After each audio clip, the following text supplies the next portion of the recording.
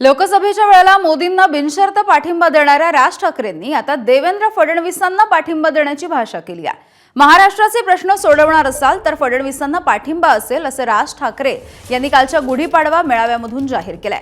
यावरती राज ठाकरेंनी सांगितलेल्या मुद्द्यांचा आम्ही विचार करू अशी प्रतिक्रिया मुख्यमंत्री फडणवीसांनी दिली। तर राज ठाकरेंनी फडणवीसांना चांगल्या कामांची यादी सुद्धा द्यावी असा खोचक टोला राऊतांनी लगावलाय।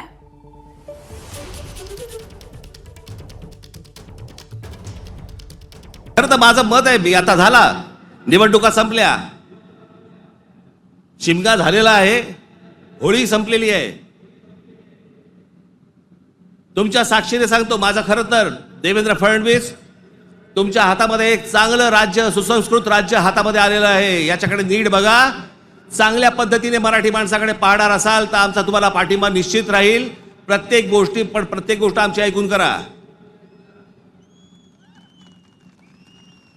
निश्चितपणे राज्य चांगलंच चालवण्याचा आमचा प्रयत्न आहे आणि राज्य चालवत असताना सर्वांची मदत घेऊन, सर्वांना विश्वासात घेऊनच चालवण्याचा आमचा प्रयत्न आहे। मी काल त्यांचं भाषण पूर्ण ऐकू शकलो नाही, पण जेवढं मी ऐकलं त्यात काही महत्त्वपूर्ण मुद्दे ते बोललेले आहेत। निश्चितपणे त्याच्यावर आम्ही विचार करू, जे काही महत्त्वपूर्ण मुद्दे त्यांनी मांडलेले आहेत। आणि शेवटी राज्य चालवत असताना सगळ्यांना सोबत घेऊन चालवणं हाच खरं म्हणजे आमचं उद्दिष्ट आहे। देवेंद्र फडणवीसांनी चांगलं काम केलं तर आम्ही त्यांना पाठिंबा देऊ, हे चांगल्या कामाची यादी त्यांनी जाहीर केली पाहिजे होती काल। त्यांना कोणत्या चांगल्या कामाची अपेक्षा देवेंद्र फडणवीस यांच्याकडून आहे? कुणाल कामरायांचा स्टुडिओ फोडला आणि त्यांना गुन्हेगारांना पाठीशी घातलं, हे चांगलं काम आहे का?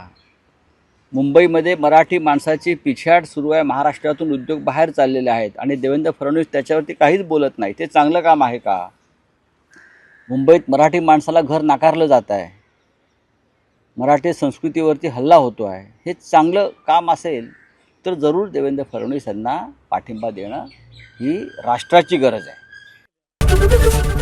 एबीपी माझा, उघडा डोळे बघा नीट।